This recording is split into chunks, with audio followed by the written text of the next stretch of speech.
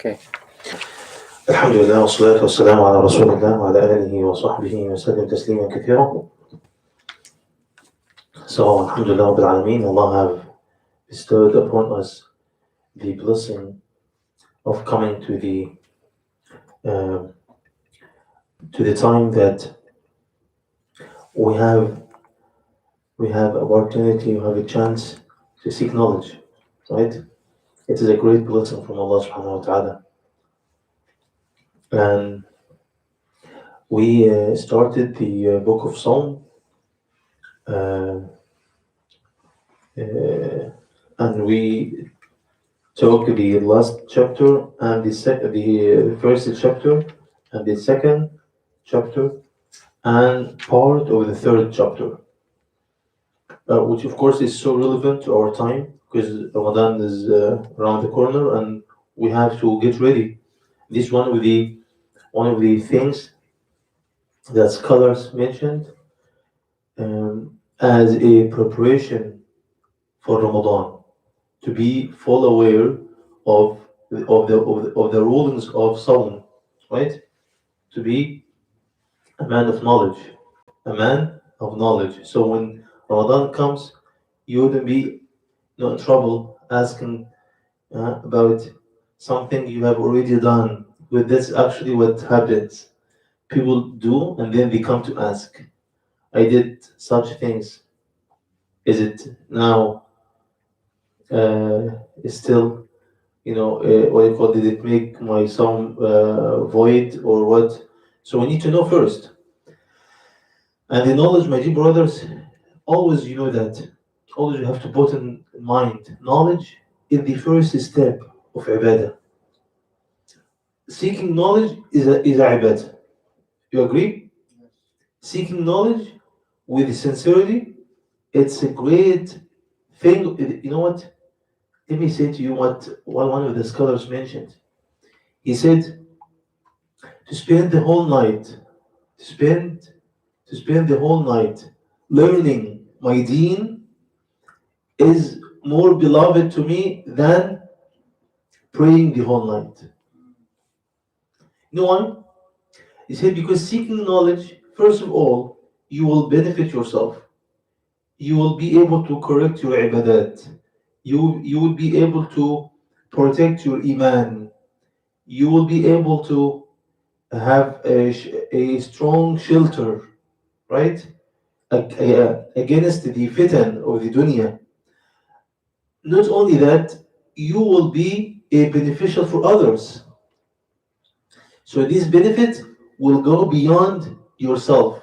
Your ibadah will be good for you, beneficial for you. But knowledge, you will, mashallah, you will be able to teach your kids, to teach your family, to teach your wife. You will be able to teach others. You will be able to enjoy good, forbid evil. So this is actually the benefits of knowledge. So the ibadah benefit is only limited to yourself. But when it comes, especially when we speak about the obligatory knowledge, that as we speak about now, the pillars of Islam. The pillars of Islam, fasting, a song.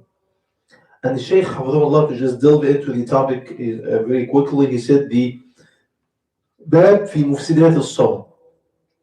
What are these things which make fasting void or nullified?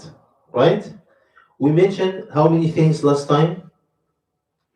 We mentioned three things. What's the first thing that we have mentioned which would nullify the fasting? What the first thing I've mentioned? Eating.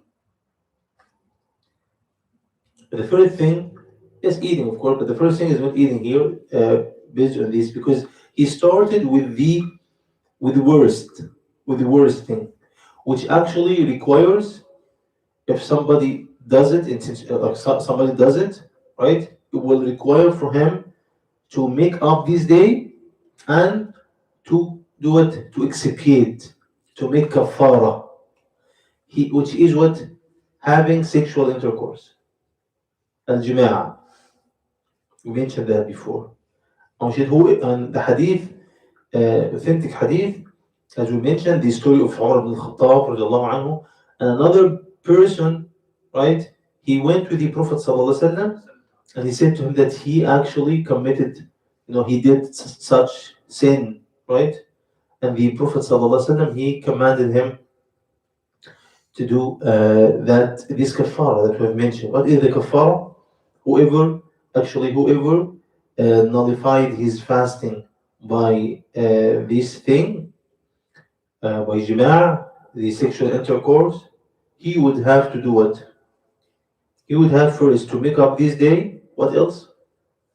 You either have to feed, Yeah, to free a slave if he doesn't find a slave to free. So, feed 60 people. No, what is the second thing? 60 days of fasting. To fast, yeah, 60 days. متتابعين شهرين. متتابعات means what? Consecutively, without any break in between. Imagine how serious it is. You know what it is? It's similar to what? This expiation, similar to what? الجهاد. What else? Whoever kills, المسلم. whoever kills somebody unintentionally by mistake. Like if somebody, right, uh, hit somebody, if like you're driving your car, may Allah save us, and you hit somebody in Islam, you have to do what? Have to fast 2 months. If you kill him. If you kill him, if you hit him and you kill him, yeah. This is not only that. This will be actually added to the blood money that you have to pay. Not qisas. I'm saying by mistake there is no qisas. By mistake, if somebody kills somebody by mistake, there is no qisas. Means what? Qisas means what? The blood money. No, qisas is not blood money. في كفارة يعني. No, qisas doesn't mean that. Qisas. Qisas means to be executed. Huh? Yeah. Death penalty. So this only qisas will be in case of intentionally killing. Of course, qisas will be an option to the family of the killed person, right? But Allah said, if you don't have the ability to free a slave, huh? Surah An-Nisa, فمن لم يجد فصيام شهرين متتابعين توبة من الله. To fast 2 months consecutively, and this will be a tawbah.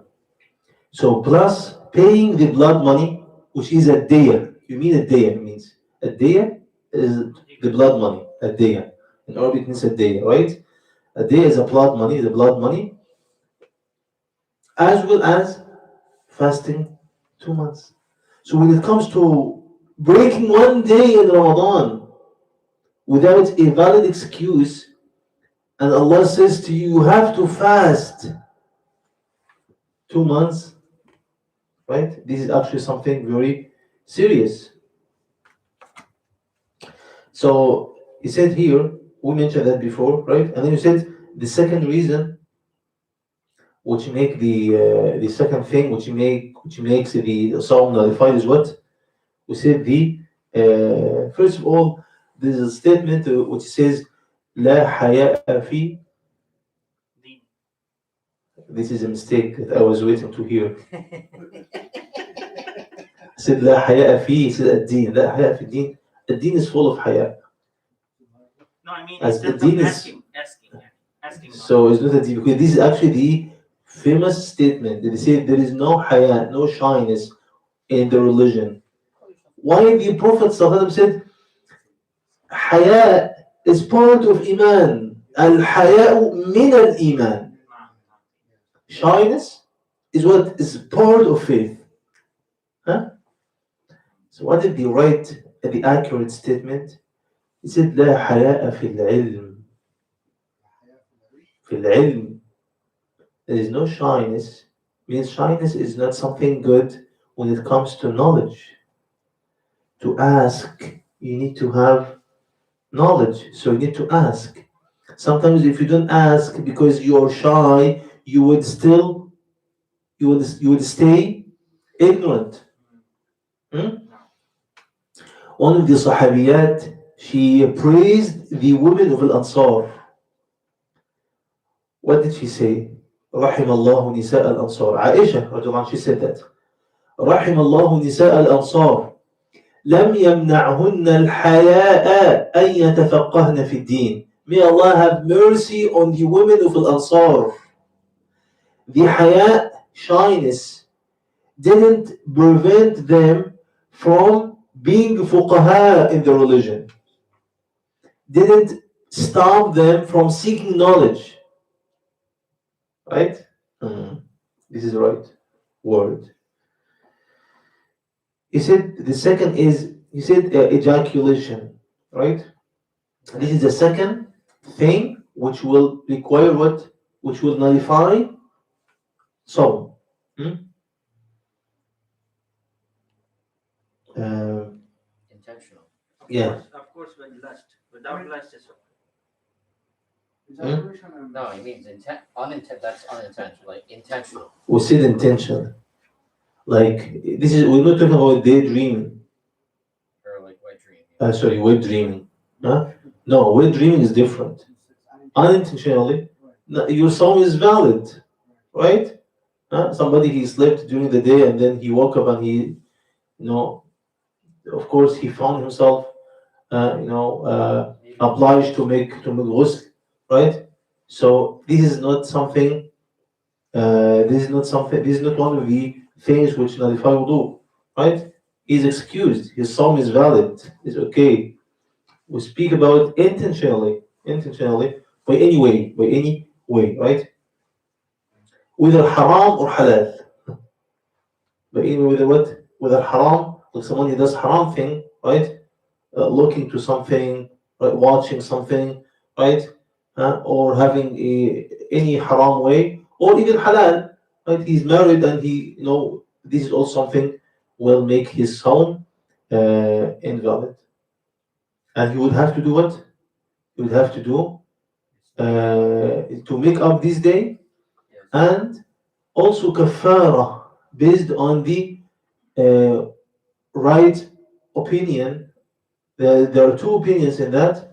One of them is he doesn't have to make kafara to fast 60 days, and the other no, he has also to make kafara. And they said this is actually the most correct view, the most correct view of the two opinions, that he has to also make kafara. Imagine that. Imagine that. So how serious it is, my dear brothers. The third is al-akl wa shurb muta'ammidan. Eating and drinking intentionally. Means he's not what? It's not fasting. Not fasting. Well, he's eating intentionally. He's not, yeah, but he's not eating forgetfully. Forgetful, right? Forgetful, right? He's not eating forgetfully. He is eating intentionally, right? He remembers, right? That he is eating, that he is fasting. So, but if he does eat while he is not remembering, right? Of course, his sum is what? Is valid. We spoke about many things. He said here, what about among the things he said nullifying fasting is when water or the like gets into one's body, right? Through the nostrils, right? Which is generally referred to as snuff. Intentionally he does that, right? Because of that, the Prophet ﷺ, he commanded the fasting person not to do it. Not to do it. No, not to do what else? انشقاق. يعني استنشاق. قال وبالغ في المضمضة والاستنشاق إلا أن تكون صائما. Like means he stressed on commanding us to make istinshaq, like to sniff the water, right? And to do that unless you are fasting. Don't do that. When you are fasting, do what? Make, of course, istinshaq and madmada means you have to what do you call it? Rinse the water, right? Rinse the water, right? But when you do that, don't do too much. Like, be careful, right? Water is enough, and also when you sniff the water, also be careful. Don't do, because if it went to your throat, right now, this is a reason for your fasting to be invalid, right? So he said, as Islam has in this hadith, when you just is going to come, inshallah. And then he said also here, um, or among the things nullifying fasting, as they provide the body with, we mentioned this last time, right? With the nutrition's injection, right? The injection, which is taken as a kind of nutrition, right? These are also will break the fast. Unlike the other what? Other injections, hmm? Like vaccine, right?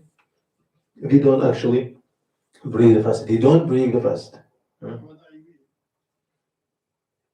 Hmm? IV. IV, IV, of course, is gonna do it. It's gonna give you nutrition, right?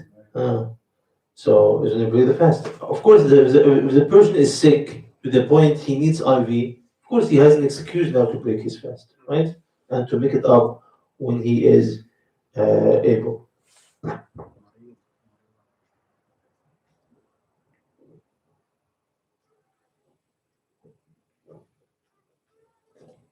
And then also we mentioned that last time, but still it's better to avoid that too. It's better. You don't need any kind of injection, right? Better to avoid that. Okay. And then he said here, let's speak about the fourth thing. إخراج الدم من البدن بحجامة أو فصد أو سحب دم. He said things getting out blood from the body. Whatever I've mentioned before, there is no actually difference among scholars about whatever we have mentioned before, the three things. Now this is what the brother Adnan, the fourth thing, which is what? The fourth thing which nullifies the Psalm based on this opinion I've mentioned right now, like few seconds ago. Hmm? Yes, so what are you doing here? Huh? Don't zoom out, brother Adnan. Okay? He said here getting out what? From? No, get out what? Blood, mashallah. From the body. This is actually a controversial issue. Hmm? And the most correct view in this is what? No, that will not break the fast. Why? Hmm? Because it's coming out, it's not going in. And no, yeah, this is biologic, maybe. Huh? And also, no, because something also will come out and will break your fast, you will come to know now. Okay? He said that because the Prophet sallallahu alaihi wasallam, he said, after al-hajim wal-mahjum, getting the blood out like what? Hijama, for example, right? He said here, getting out blood of one's body deliberately during fasting, as in cupping, right? Uh, blood transfusion, right? Huh? All of these things, right? Uh, he said nullifies fasting. We say why? Because those who said this opinion, because the hadith said the hajim, the one who does cupping, and the one who gets it done for himself, both of them they broke their fasting. Yes, but there's another hadith, very authentic too, which is the Prophet sallallahu alaihi wasallam احتجم رسول الله صلى الله عليه وسلم وهو صائم وأعطى الحجام أجرة. The Prophet himself, while he was fasting, he made hijama, cupping, and he gave the hajjam, the one who did it for him, he gave him what? His ujra, his wages, his money, right? Fees.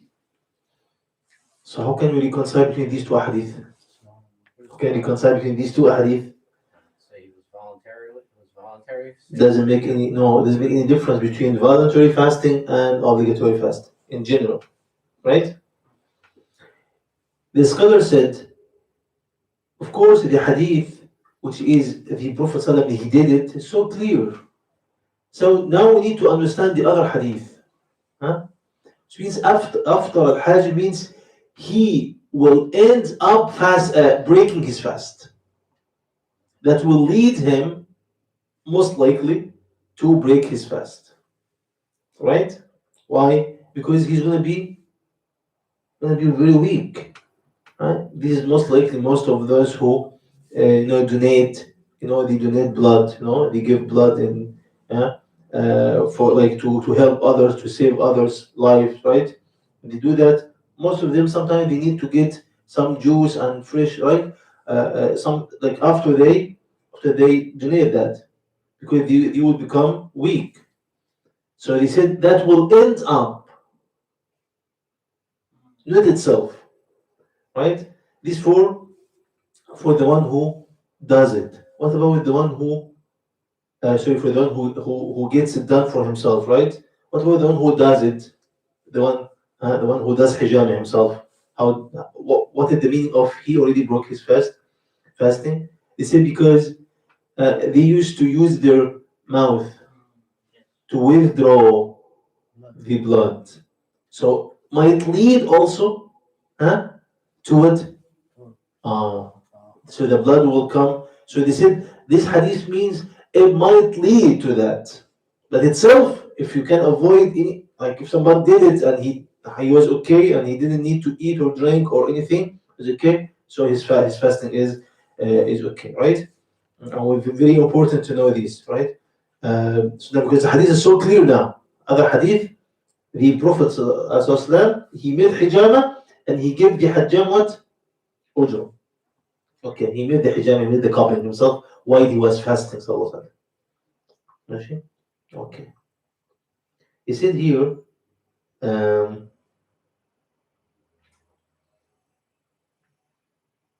he said, and such as sample of for a blood test doesn't affect the validity of one's fasting. Similarly, the voluntary coming out of blood, such as that resulting from nose bleed, wound, or pulling out a tooth, doesn't affect fasting. And also he also differentiated between, even he has chosen the other opinion, right? But he said, but if that happens out of your control, right, with like nose bleeding, right, your fasting is okay, right? So he only said if you do that intentionally. What about the pulling of a tooth? Hmm?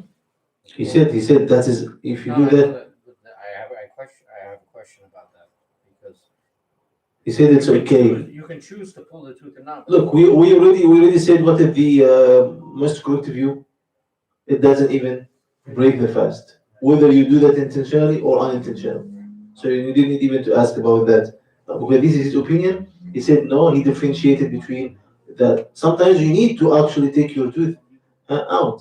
It hurts you with like a lot of pain, and you have to do that, right? Or actually your molar teeth. Sometimes your molar tooth is very, sick. You need to take to pull it, out. So based on that, also your fasting is okay. The fifth thing here to break your fast is at-taqayyu, vomiting. Vomiting is actually to throw up, right? To throw up. He said intentional vomiting, right? Or he used the word disgorging, right? I don't know if you of what is in one's stomach, such as vomited foods and drinks, is very, very even clear. You need to explain, right? I didn't need to explain to you, right? When I say throw up, of course, right? He said, through the mouth nullifies one's fasting. Imagine that. If you do that, if you do that intentionally, deliberately you vomit. Oh, okay. You vomit intentionally, it will break your fasting. Okay. Like you ate too much in suhoor. The whole goat, you ate it alone. Supposed to eat it with your brother, sorry, with your tribe, but you ate it alone. And after Fajr, like food is here, man. Huh? You just are like overloaded with these food. So no way for you to relieve yourself unless you might even die out of lack of oxygen. So now you just put your finger and you vomit, thinking, Alhamdulillah, I did it. Now it's okay. My stomach is ready for the next meal. No, now your fasting is what? Fasting day is void. You did it intentionally. And this hadith أخرجه أبو داود حديث صحيح. قال الترمذي حسن حديث حسن. وابن حبان قال يعني في حديث صحيح. قال رسول الله صلى الله عليه وسلم من ذرعه القيء فليس عليه قضاء ومن استقاء عمدا فليقض. And he spoke about the difference between Adnan, between what? Vomiting intentionally and vomiting unintentionally. If you do that intentionally, your fasting is gone. Unintentionally, your fasting is still what? Valid. The evidence, we said this hadith. The Prophet ﷺ said what? Which means if anyone cannot help vomiting, means it happened out of his control, out of his hand, right? He said now he doesn't have to make up for that day of fasting. And whoever intentionally vomits, he should make up for it. But now, do you have to make any kafara? No. Only to make up one day. To make up one day. There is no kafara, there is nothing, right? Only to make up one day after Ramadan, right? But if it comes out unintentionally, you continue fasting. Yes. And you'll be good. Exactly. But if you do it intentionally, you're saying only just make up. Yeah, make up with these days. Because he said it in this hadith. Yeah, فعليه القضاء فليقض. Only one day. There's no kafara, nothing, right? So now these actually nullified things are not at the same level, right? And different. Okay. And also he said here, a fasting person should avoid using eyeliners. No eyeliners for men. You know what you call it? Sherman. Huh? The الكحول. Sorry, اكتحال. Not كحول. استغفر الله. الكحل. Huh? What is it? Huh? Sherman. This is black. Powder. What do you call powder, right? Yeah. Some people it's useful for eyes. Allahu A'lam, right? Yeah. As a kind of treatment. Huh?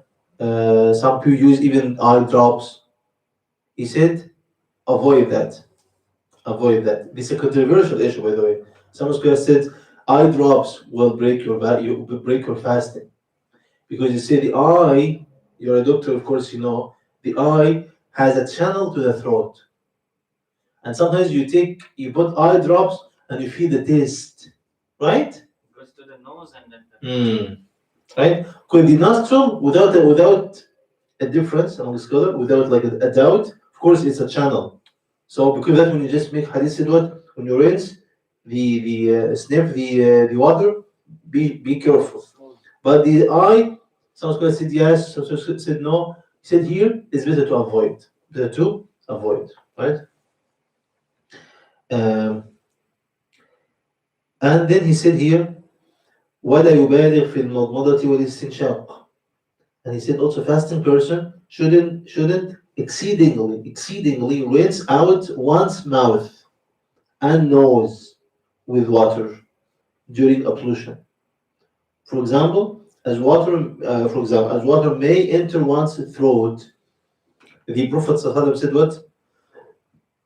وبالغ في الاستنشاق إلا أن تكون صائما. Take water into your nostrils well during wudu, except when you are fasting.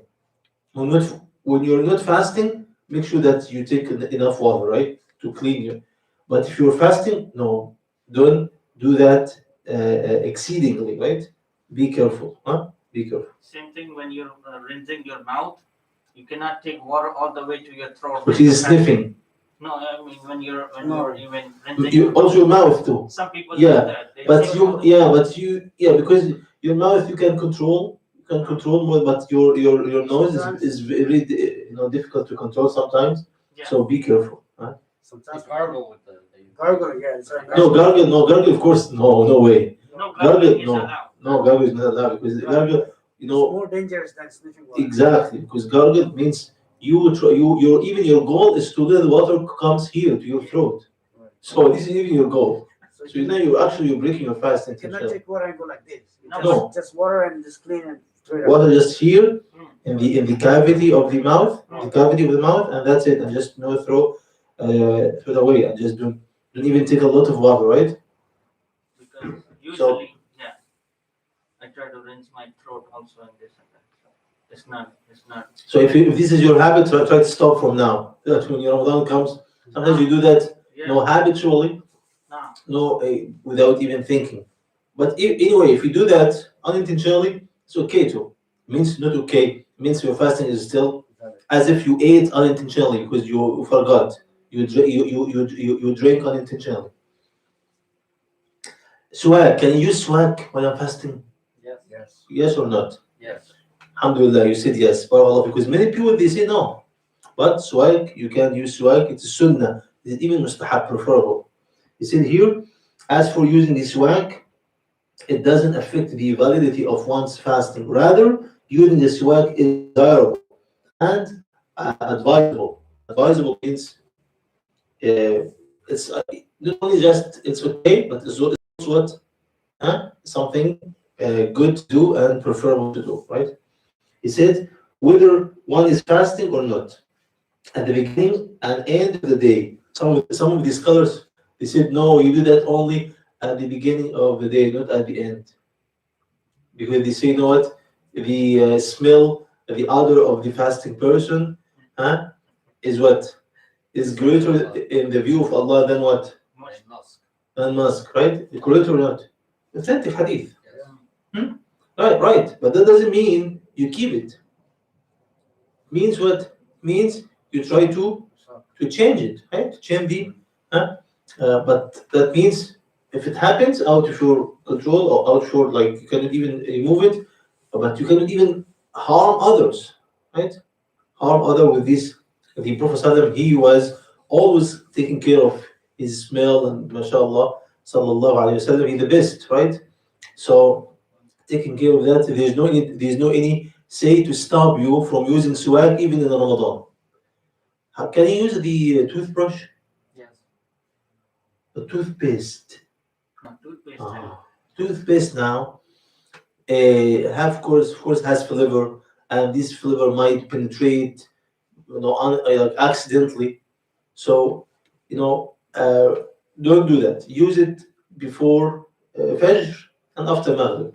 So there is 2 days, 2 times a day now. After you eat suhoor immediately, and after take your iftar, alhamdulillah.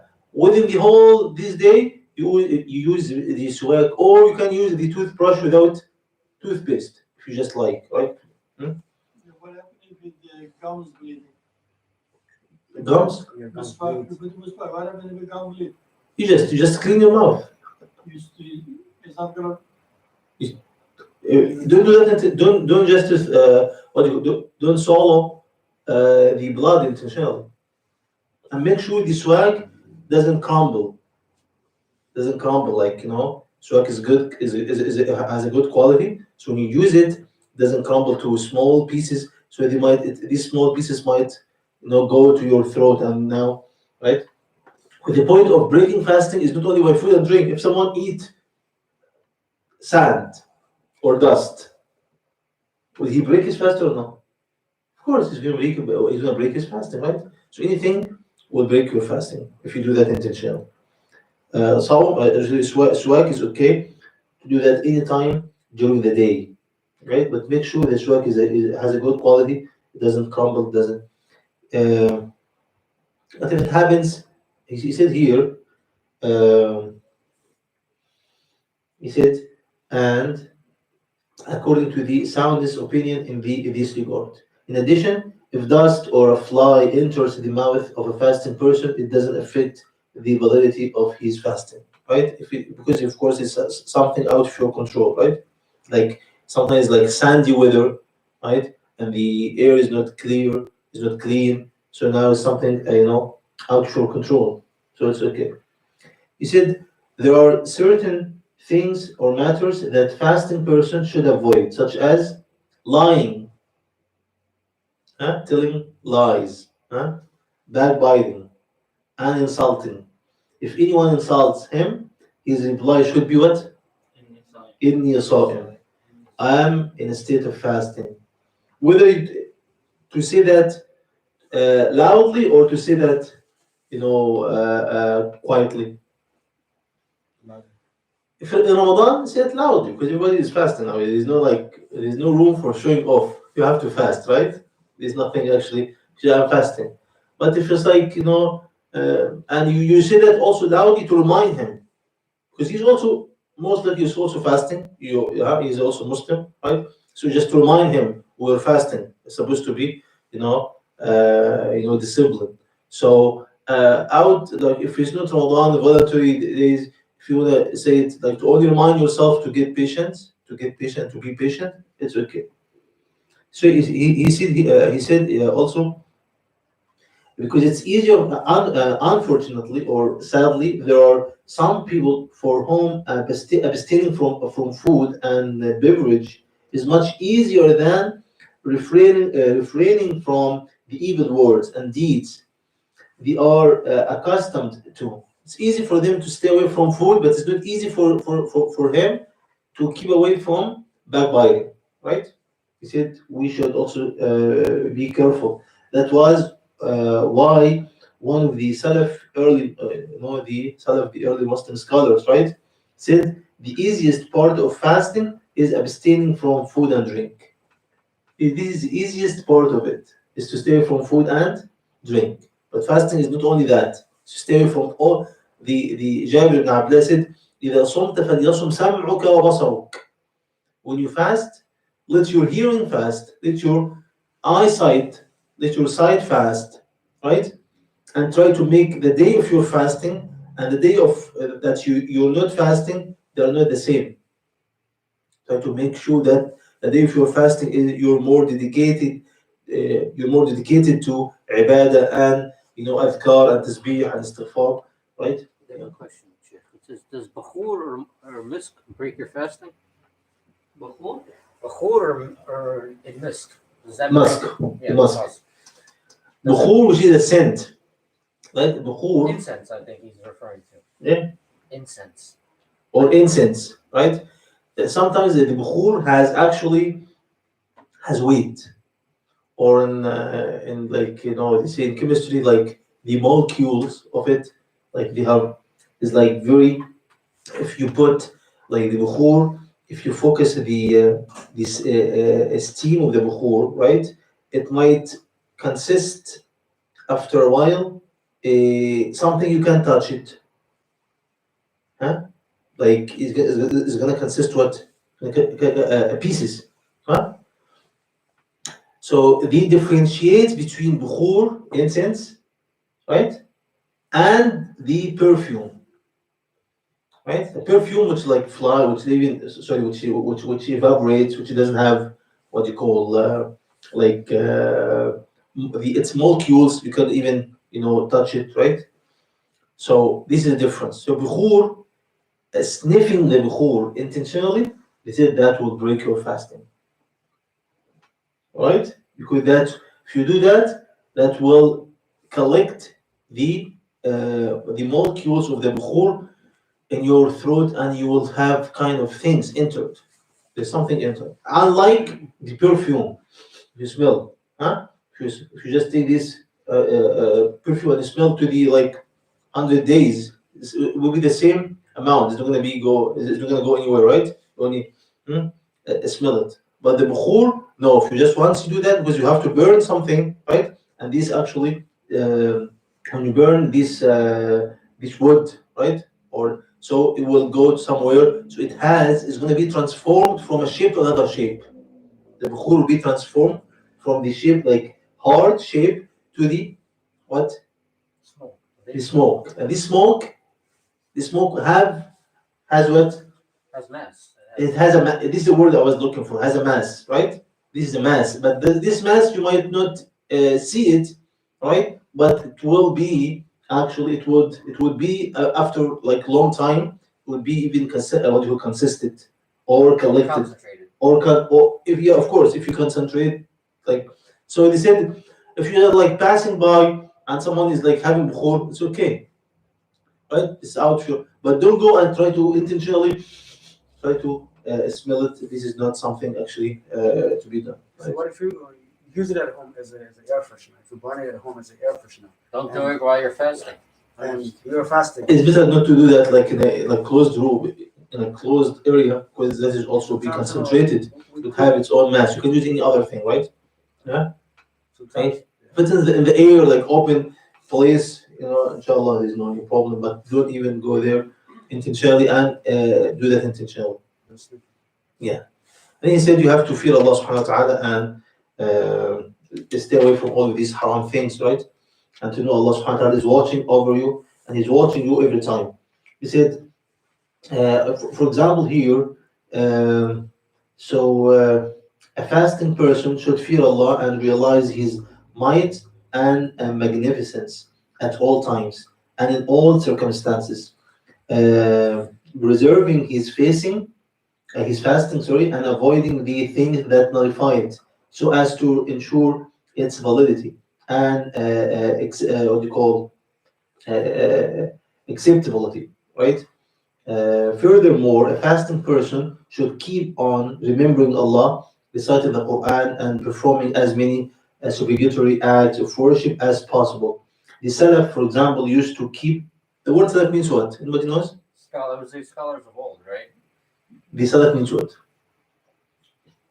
Word Salaf, some people even do answer, means what? The predecessors, right? Predecessors. Predecessors, scholars.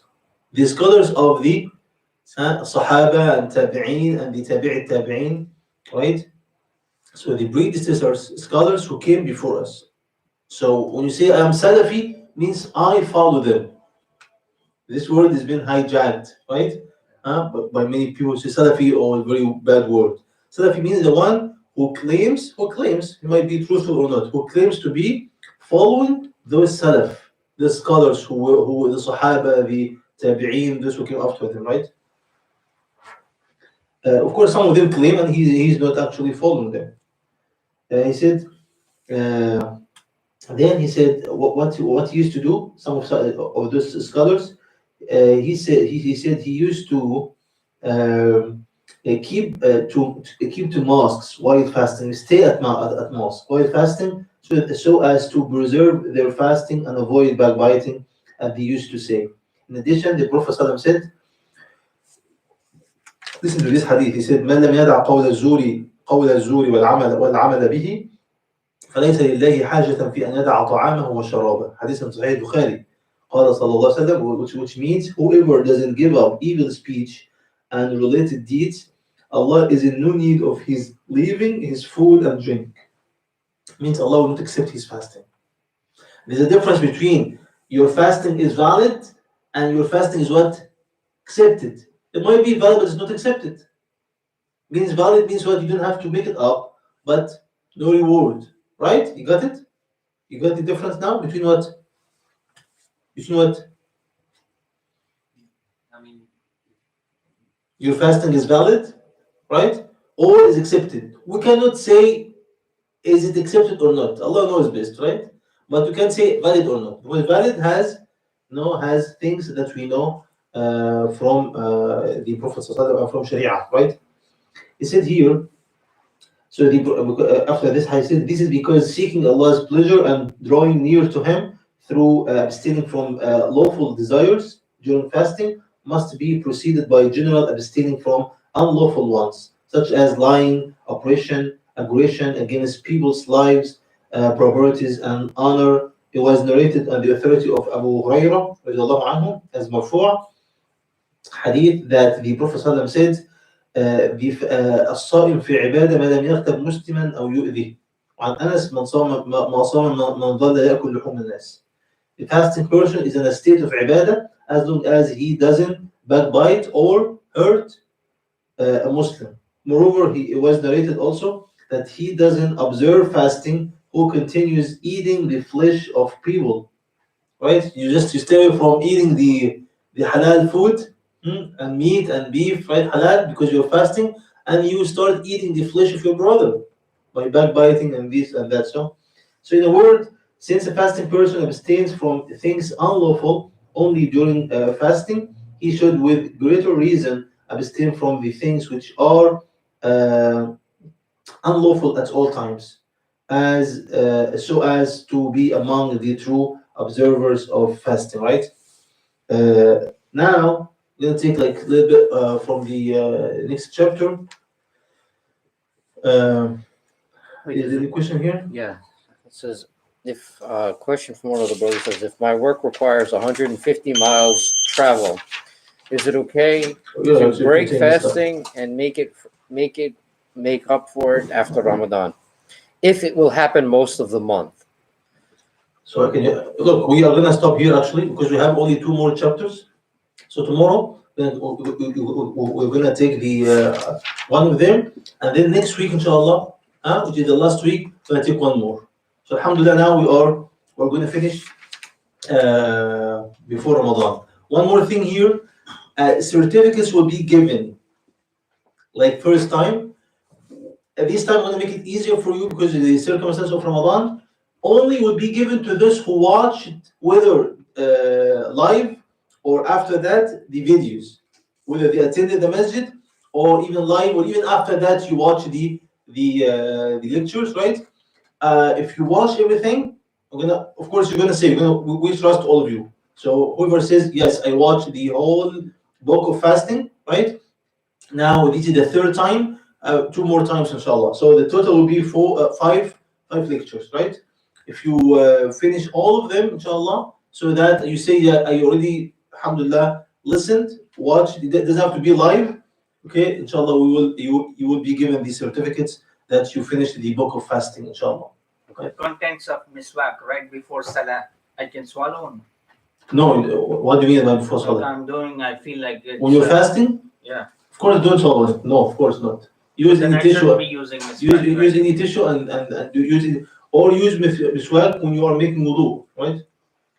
So the question the brother has is, he says, if my work requires me to drive 150 miles of travel, is it okay to break fasting and make up for it after Ramadan if that's going to happen most of the month? Yeah, if you're traveling, if you're instead of travel, That's right? his job. It doesn't matter. It requires. You travel because of your job or because of any other reason. You travel, right? This travel which allows you to shorten salah, right? This distance also allows you to break your fast, right?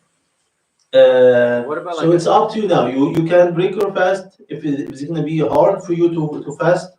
If you are traveling, if you are not, and you have to make sure that you're traveling, not just you are driving. like taxi driver. No, travel means what? You go out of the city, right? You go out of your city. You go out of the buildings of your city. You even like if you are in the same city and even you're driving 100 miles, but you are in the same city, right? That doesn't allow you to break your fast, right? You have to be a traveler. When somebody asks you, did you travel to your I travel? I travel means in the sense of I have my own traveling, right? I have my own travel every day. It doesn't make a difference to travel every day or every week or every month, right? You have to make sure that you go out of the city. You got it? Yeah. Any other question? No, that's it. So yeah, if you make sure this is a travel, so alhamdulillah, go ahead. Of course, it's better if you can, because unless after Ramadan, are you gonna get break from work? Sometimes after Ramadan, also you are still working, right? So it's gonna be difficult for you to also fast after everybody already fasted, right? So I advise you, if this is the nature of your work throughout the whole year, so now you have to fast anyway, whether in Ramadan or after Ramadan. So in Ramadan it's going to be much easier because you fast with others and Muslims. They are cooperating with you, your family. Maybe after Ramadan will be more difficult for you. But if someone is traveling like once in a while and he has to travel in Ramadan, or he traveled in Ramadan, but after Ramadan he's going to be at home. So now we can say to him, it's better to to make up after Ramadan if you cannot do that. So inshallah, we're going to stop here. Hopefully, inshallah, everything is clear. And have any question, just send me your question, inshallah. And make sure that you watch these lectures. We're going to, inshallah, send the certificates before Ramadan, بإذن الله. جزاكم الله خيرا. سبحانك اللهم وبحمدك أشهد أن لا إله إلا أنت أستغفرك وأتوب إليك. السلام عليكم ورحمة الله.